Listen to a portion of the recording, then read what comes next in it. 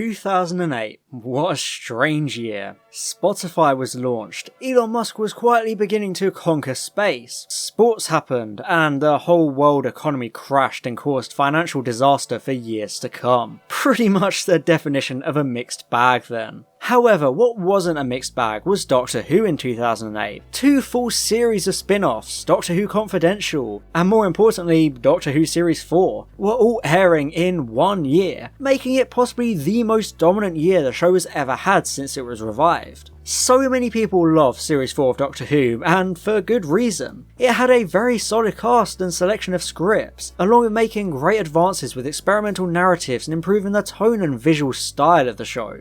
Even with the success of Series 1, 2 and 3, Series 4 didn't sit back and put in minimal effort. It continued to try new things, which I think makes it so stand out. However, the series would very much follow the same formula as the previous 3, with 3 multi-part stories, a celebrity historical, bringing back classic Who villains, and having a main story arc running throughout. However, was Series 4 able to make this formula still feel fresh and not rehashed? And was it a fitting love letter to the Russell T Davies era as a whole? It's been good though, hasn't it?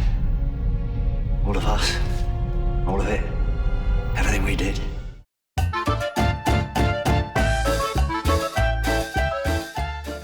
Donna is a very different type of companion to her 2 predecessors, which is a breath of fresh air. She's more mature than Rose and Martha since she's a bit more world-weary. However, she still has a sense of naivety, which is used incredibly effectively for episodes like Planet of the Ood, where she learns just how common slavery still is in our current world. I feel as though moments like these make her more relatable than other companions. No matter how old or wise you are, there will always be gaps in your knowledge or things you've never questioned, like the aforementioned slavery. Donna's family is also a big part of the series, with Wilf and Sylvia keeping her anchored to the present day setting. These 2 characters couldn't be further apart from each other, but this is what makes them a good presence. Almost like the angel and devil on her shoulder. On one side, Sylvia is this very unlikable and sour influence, who constantly makes Donna feel inferior and pushes her down. But on the other side is Wilf, everyone's favourite space grandad with his unwavering support and belief in Donna. Even though there isn't a whole lot of focus on them like there was with Rose's family, and they aren't crucial to the story arc like Martha's, Donna's family unit adds so much to her as a character, since you see how they affect her behaviour. One of the biggest criticisms of Donna in The Runaway Bride is how unlikable she was. She was very loud and obnoxious, which was obviously intentional given Catherine Tate's style of comedy. Right, I'm calling your parents. Are you disrespecting the House of Cooper? Aren't thou calling my mother a pox-ridden wench? But it was one of the biggest problems people have with that episode. However, Series 4 gives her an astounding level of character growth, fleshing her out into a nuanced and lovable character. That combative character trait is still very much there, but it's toned down and applied a lot better.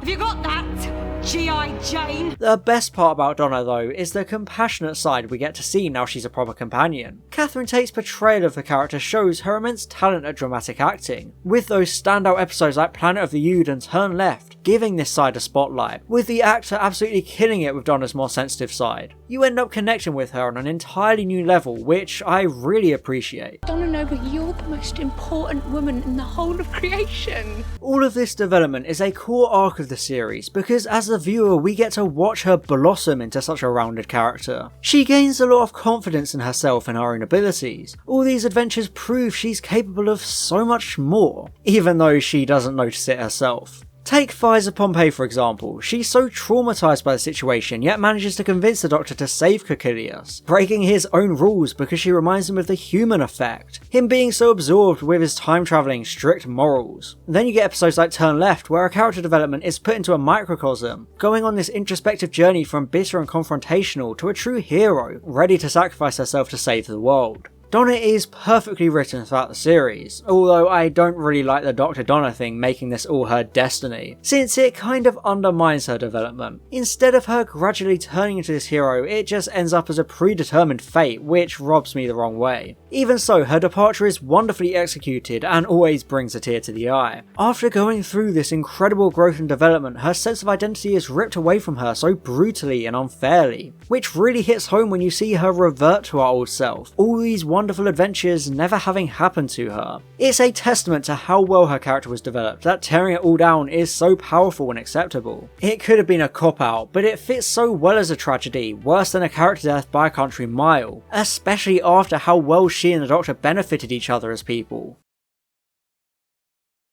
Series 4 has possibly the best relationship between a Doctor and their companion. After the infuriating love stories of Series 2 and 3, we finally get companions who are just friends, which is something repeatedly stated throughout to almost reassure the viewers. You just want to mate.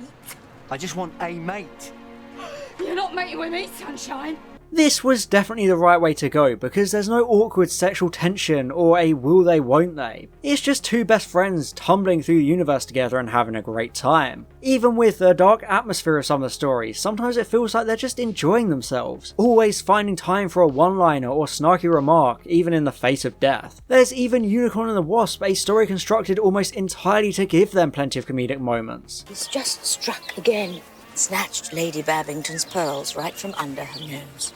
Funny place to wear pearls. It creates a proper feeling of fun, which only works with a duo like this. They don't care where or when they are or what's going on, because they just love hanging out with each other, but even then there are moments where they clash, which is great. Similar to the Ninth Doctor and Rose, an imperfect friendship where they question each other's actions and morals to bring out the best in one another. And just as a side note, the Doctor has some wonderful speeches in this series. Catherine Tate and David Tennant are dynamite, which lends a lot of authenticity because you can tell they were having a great time filming all these episodes. Like I said, a lot of Donna's character evolution comes from the Doctor himself, because he's that outlet for her going on this journey of maturing, which Wilf points out in the finale. However, Donna is also beneficial for the Doctor as well, since he doesn't have to worry about leading her on like Martha or being in an impossible relationship like with Rose. He himself just gets to rattle around and have a good time for once, like he's finally out of the darkness. I think it's a better version of Series 2, in that he had emerged from the darkness of the Time War in his 9th incarnation, just having a really fun time, but then the love angle kind of ruined all of that. So it makes sense that Series 4 would succeed by basically doing the exact same thing, just without a love storyline. There's the perfect mix of darkness and happiness for the Doctor, which really makes the series tick. And also, I mean, put David Tennant in a room with a metal stepladder and he'll make it unforgettable. So when you put him in with Catherine Tate with their perfect chemistry, they're simply too good. It's no surprise people consider the Doctor and Donna possibly the greatest main duo in the modern show's history. Can you hear anything inside that?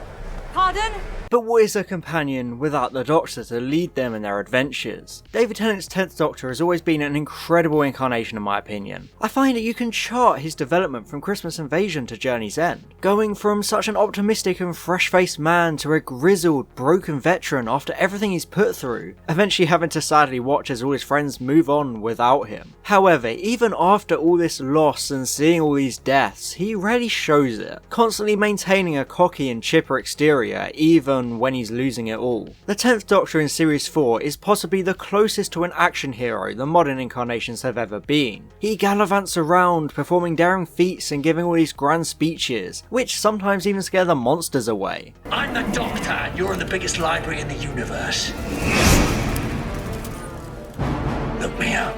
A news article regarding the Stolen Earth cliffhanger referred to the 10th Doctor as the coolest man on TV, and it makes a lot of sense because of Tennant's charisma. He's in his prime after Series 2 and 3, with such a deep understanding of the character and how he's written. This eccentric yet fiery space wizard in a way. I genuinely don't think Tennant has had a single bad performance in Series 4, he's at his peak the entire time. I also appreciate that the 10th Doctor doesn't end up being an omniscient Mary Sue in this series. He fails a lot, getting called out at times for his attitudes and morals, like in Midnight. And he often overlooks crucial details which Donna picks up on instead, adding to their dynamic and creating a nice balance for the character. So he feels more fallible and real, so you can relate to him more. I know a lot of people have come to dislike the 10th Doctor for various reasons, but he is incredible in Series 4, nailing both the age and the wisdom of the character whilst maintaining his natural charm and cockiness. It's really no surprise that Massis formed such a deep connection with this incarnation, and this series is the 10th Doctor at his rip-roaring best.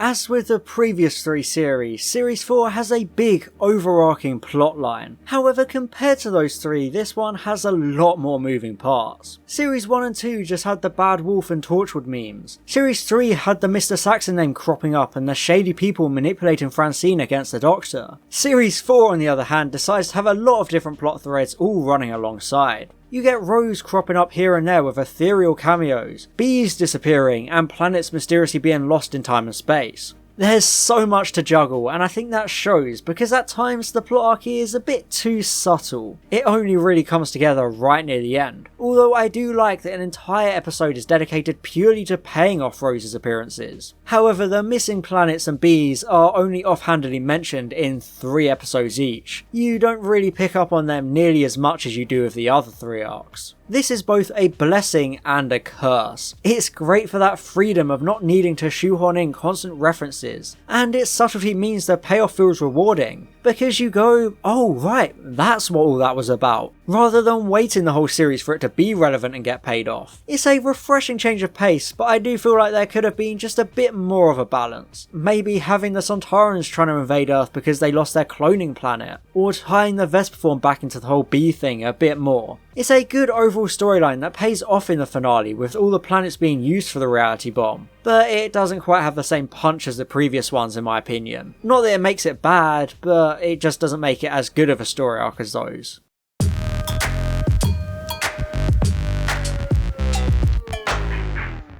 It's been said a lot of times by every fan out there, but the episodes of Series 4 are an incredible bunch. They're so good. Much like Series 3, the first half isn't as good as the second, but Series 4 still has some absolute bangers. Even the lesser ones like The Doctor's Daughter and Unicorn and the Wasp are standout episodes with great stories and interactions. When those are the low point of your series, you know it's one to remember. Partners in Crime is a very strong opener because it perfectly reintroduces Donna and her dynamic with the Doctor. As with previous premieres, it doesn't need to be some big overblown thing. Instead, it tells a small scale story and focuses on the companion. Just an enjoyable romp with some cute and memorable little aliens. However, after this, the tone of the series is immediately established with the follow-up, as Fires of Pompeii delivers a wonderfully heart-wrenching and hopeless story about the difficulty of travelling to fixed points in time. A bigger scale exploration of the same themes Father's Day touched upon. Some people love Fires of Pompeii and some hate it, but I think it uses its characters incredibly well, and the story it tells is one a show like Doctor Who absolutely needs to tell every now and then, because it's so hard for our characters to not get involved. As I said, this and Planet of the Ood are great for Donna because we get to see a brand new side of her. Planet of the Ood is another fantastic story, shedding new light on the creatures, who hadn't been explored much in their introductory story, where their slavery aspect was shockingly overlooked. But then again, it's hard to focus on that when you've got a whole demon, Satan thing going on. However, where that two-parter falls short, this episode more than makes up for, because it's one of those great world-building episodes, expanding upon this sprawling universe, whilst telling a very compelling story about how prevalent slavery still is in our society. I think it's the perfect sequel to The Impossible Planet with so many remarkable character moments. Yet another episode where Donna shines in the spotlight. It's always difficult to bring back a fan favourite monster or villain and pull it off. Planet of the Ood did this well, but the more ambitious return is the Sontaran stratagem and the Poison Sky, which bring back, well, the Sontarans, everyone's favourite villainous baked potatoes. This is a very divisive story, but I think it handles the monsters superbly, giving you a real sense of their power and strength as a military unit. As I said in my review of the story, the existence of Strax hurts the monsters in hindsight, but without that knowledge they're brilliant, although their plan is a bit weak and the episode is wrapped up a bit too quickly. But it's all worth it for the return of Unit and Martha, both of which are handled exceptionally. There's so much going on in the story, and I think it juggles these things well, all things considered, doing some crucial story setup for the series finale. However, I would admit that the following episode, The Doctor's Daughter, is far from perfect, with its clickbait premise and misuse of Martha, since she doesn't really get much of a plotline. Even so, this is another episode that has a lot to say. A really interesting science fiction story about generational soldiers fighting a war they have no understanding of anymore, with that great twist about it only being a week-long conflict. I definitely understand the criticisms that this story should have probably been a two-parter, because there's so much going on all at once, but I still enjoy it for what it is, especially because of the exploration of the Doctor being soldier-like, drawing those parallels with Jenny to flesh out the impact of the Time War and touch upon the Doctor's role within it, since that conflict would come back up again in the finale with the return of Davros and a new Dalek Empire. Doctor's Daughter is in a weird limbo where it's almost too creative for its running time, so it has to leave a lot unsaid, which ends up hurting it a bit. It's also unfairly criticised for keeping Jenny alive, only for her not to return in the show, but that isn't really the episode's fault at all, because that didn't decide to not bring her back. However, as I touched upon earlier, Series 4 isn't this depressing and dark series. There's a lot of fun involved, and I don't think any episode quite exemplifies that like Unicorn and the Wasp. It's simply 45 minutes of the Doctor and Donna goofing around solving a murder mystery with Agatha Christie, the culprit being a giant shape-shifting wasp alien creature. It's a crazy premise, which is why the episode is so enjoyable. It doesn't take itself at all seriously, filled with one-liners and Donna just reveling in the whodunit atmosphere. Even though it doesn't reach half the heights of episodes like Midnight and Turn Left, every series needs episodes like Unicorn and the Wasp. Adventures that just keep things fresh so you can just sit back and enjoy the ride, showing why companions put up with the horror of the universe because they can have fun like this. Agatha Christie. What about her? That's me. No. On the other hand, Silence in the Library and Forest of the Dead perfectly encapsulate that horror. What a phenomenal story. Moffat once again hitting a home run with this chilling story making darkness itself a fearsome and unstoppable monster. The Vashta Nerada are one of Moffat's greatest creations, everything about them is memorable. The story also manages to flawlessly introduce the enigmatic River Song, successfully setting up a presence during the Moffat era, creating this great mystery box. An enthralling throughline with David Tennant and Alex Kingston working wonderfully together in all their scenes. It's a testament to the talent of Moffat that he's able to balance both these monsters, the mystery of who River is, and Donna's simulated reality storyline. He manages to cram all of these aspects in and it doesn't at all drag or feel underdeveloped. It's probably his best story in this era of the show. Modern art!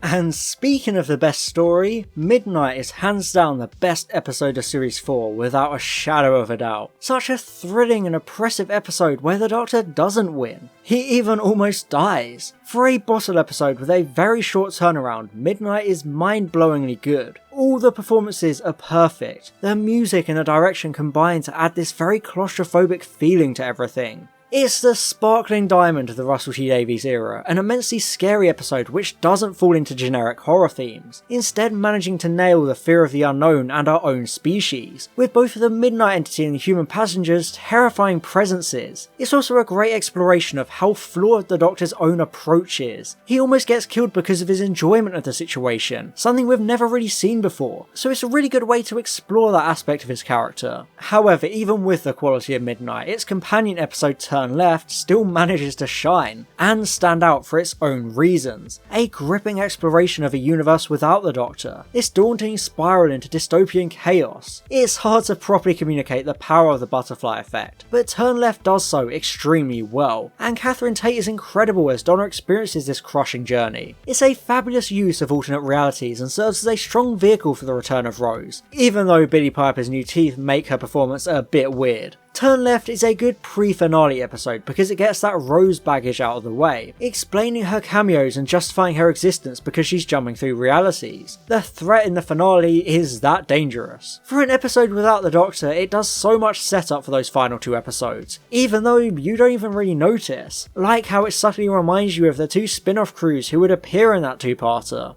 I can't say enough good things about Turn Left, so go check out my massive review because I go very in-depth there.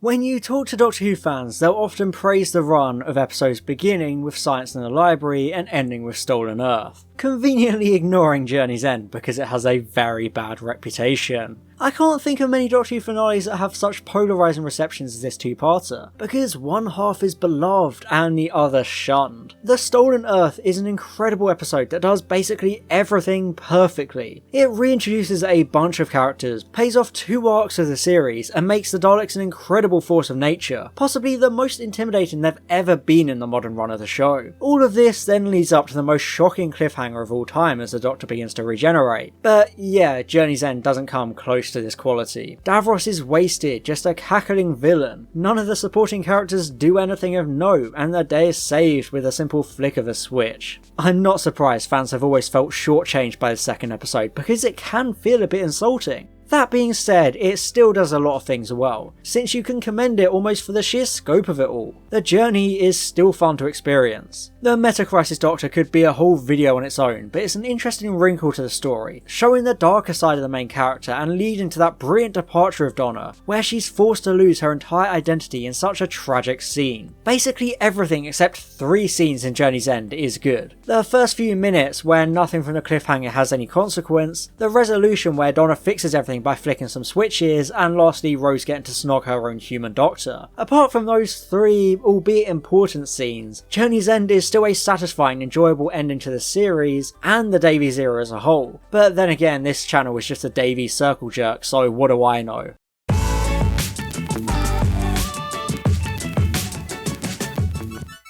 In my Series 3 review, I alluded to the Davies era maturing alongside the target audience. If you, like me, were 5 or 6 when Series 1 came out, you'd be 8 or 9 when Series 4 came out. I feel like Series 4 develops this sense of growth, since it doesn't treat its audience like children anymore. Most of the campiness of Series 1 and 2 is stripped away, and there are much more mature stories like Fires of Pompeii and Turn Left. This darker approach, which is still accessible for families and children. It's almost like Davies knew 10-year-olds would now be in their teens and drifting away from the show, so he opened it up for them as well. Sure, there are still those goofy episodes like Unicorn and the Wasp, but the series as a whole gives itself a more high concept sheen and explores much darker, topical themes. Almost like taking the training wheels off to prove it's not just a show for kids. It can still stand up with shows like Star Trek. This shift in tone is also quite apparent with the visual direction, since everything looks darker and more mature. Like with Series 1 and 3, there seems to be a specific colour palette, this time a lot of blues and purples, keeping a firm consistency and familiarity about the episodes. However, it's also a series where almost every episode is directed fantastically, with brilliant people like Graham Harper, Alice Troughton, James Strong, Colin Teague, Douglas McKinnon and Eurus Lynn all behind the camera. Series 4 houses some of the best visuals in that era of the show. You can probably capture at least 10 to 20 perfect shots from each story. Like the writing, the directing and visuals mature, the show coming into its own and using the budget in all the right places. Everything looking better and more well produced. Almost none of it feels cheap, it feels like a legitimate, respected science fiction show, which helps retain those viewers on the verge of becoming too grown up for Doctor Who. The best thing about Series 4 is that it doesn't sacrifice visual or narrative quality to appeal to its core demographics. It manages to somehow balance everything on a knife's edge. A truly commendable achievement, especially with how many people would drop off in the following years after Davies and Tennant left.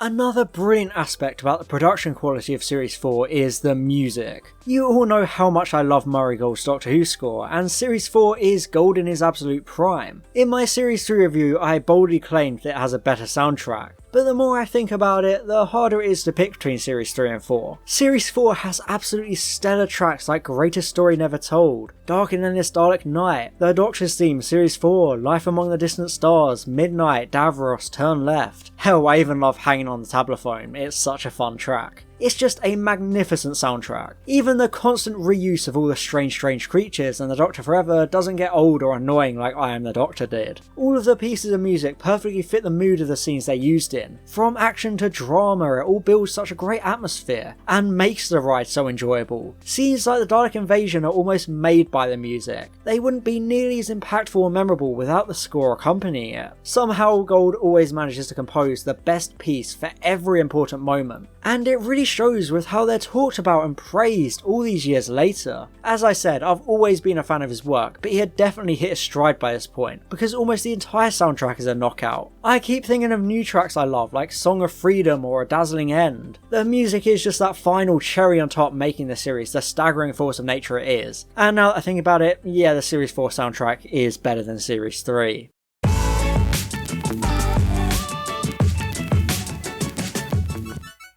As has become tradition in these overall reviews, I feel like I need to touch upon the monsters and villains of Series 4, and admittedly they're a bit of a mixed bunch. It's probably the most alien the Davies era got, since there seemed to be a lot more monsters running around, but the villains were still often humanoid like Miss Foster or, well, humanity itself in Planet of the Ood. That being said, I really like the range of all the creatures. You have the adipose, which are very cute and striking. A very fun design which works wonders when they're in a swarm on the streets of London. The pyroviles look pretty good too. These big hulking volcanic golems, although they weren't really developed a whole lot in Fires of Pompeii, which is a huge shame. They could have expanded upon them a bit more, so there's some wasted potential there. It's cool to see the Ood again, and I think Planet of the Ood is one of those stories where humans being the villains is actually justified and works very well with the story it's telling. The Sontaran redesign is controversial amongst fans, but I think it looks great. People definitely have nostalgia goggles on when saying classic Who Sontarans looked better. They almost always looked terrible. I even think the monsters were used better than they were in the original run, emphasising them as a warrior race and actually making them very good tacticians. But for some reason people just don't like the fact that they wear blue. A very underrated creature of Series 4 is the Hath, the weird humanoid fish from Doctor's Daughter. I feel like there need to be more like the Hath, creative aliens who look so, well, alien. They're humanoids, there's a familiar element, but then they're also fish-like and communicate through their little bubble noises. They're so science fiction that it works wonders for the story they're being used to tell, even if they aren't actually monsters and the most interesting thing any Hath does is drown in a swampy tar pit. They're not utilised to their full potential. Then the next monster we see is a giant wasp. That's literally it. It's a big wasp that can take human form. While it looks neat and all, it's still just a wasp. There isn't that transformative nature of the Hath, although I like that the episode doesn't take the Vesperform seriously either, because yeah, it's a giant wasp. However, the Vashta Nerada and the Midnight Entity are the highlights of the Rogues Gallery in this series. Both capitalise on our innate fear of the unknown. The Vashta Nerada are a terrifying swarm of invisible shadow piranhas, which puppet the corpses of their victims. They're just so wonderfully imposing, and the perfect kind of one-off monster. Similarly, the Midnight Entity is the most mysterious foe in the show's history, because we still know nothing about it, which is the best part. You never see it and never really understand its motivations or plans. It just slowly capitalizes on human fear. Sometimes less is more, and this is what makes the Midnight Entity such a memorable monster. It's better to never know what possessed Skye that fateful day. And lastly, there's not much to say about the Time Beetle in Turn Left, because it's not much of a villain, but it's a great gateway to the events of that episode, even though it looks a bit cheap and goofy. The finale brings back the Daleks, which are just used as, well, Daleks, not much different to the previous appearances. Even the Supreme Dalek isn't much different to the Emperor or Dalek Sec, although I like the design. However, it does resurrect Davros, the creator of the entire race, first introduced all the way back in season 12. Davros is a massive missed opportunity in the finale. It's great to see him back since the budget makes him actually look not crap, but he doesn't really contribute much to the story. He is good for the stakes of it all, and he has some good moments of taunting his old foe the Doctor, but they underutilise the Time War backstory and he just starts to scream a lot. But I still think he's great anyway. Even though individually some of the monsters and villains are mishandled or don't live up to the hype, I think they're possibly the best collection of aliens in the Davies era. Finally moving away from having so many humans or human-like monsters. Finally going balls to the wall and having aliens and creatures here, there and everywhere. Even the Midnight Entity, which uses human form, is a brilliant monster that almost transcends the usual limitations of human villains. The usage of the Rogues Gallery is one of the weak points of the series, but the visuals and designs are fantastic, so I think it all kind of balances out into a net positive at the end of the day, showing such a creative range which allows for better world building about the size of the Doctor Who universe, even though some are just old faces reimagined.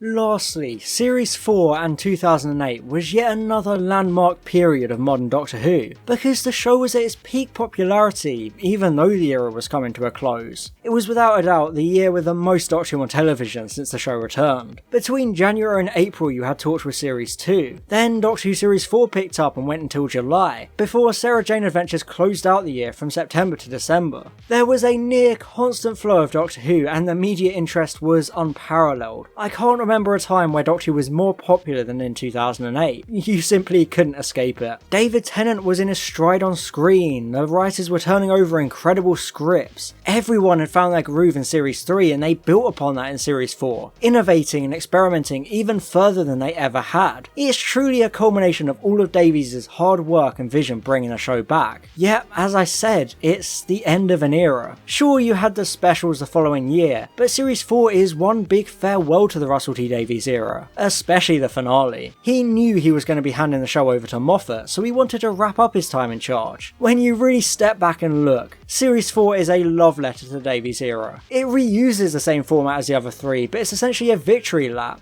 revisiting familiar faces and wrapping up a lot of stories. It means there's a certain bittersweet feeling about the finale because it's ending all these stories. Even though End of Time Part 2 had that final dying tour, the conclusion of Journey's End sees all our characters ride off into the sunset together, saying goodbye to them and the era as a whole. And when you're like me and you have such nostalgia for this era, it's always emotional to say goodbye to these characters. It's why in my review I said the Series 4 finale was more of an era finale, because it's the definitive end. It's always good to go out on top, and that's why it's wonderful that Series 4 is as good as it is. Davies built a show up so securely and triumphantly, but he knew when it was time to walk away. So he and his team went out on top, and you really have to respect that. The show was in such a good place for Moffat to take over. I think your song must end soon. Meaning? Every song must end.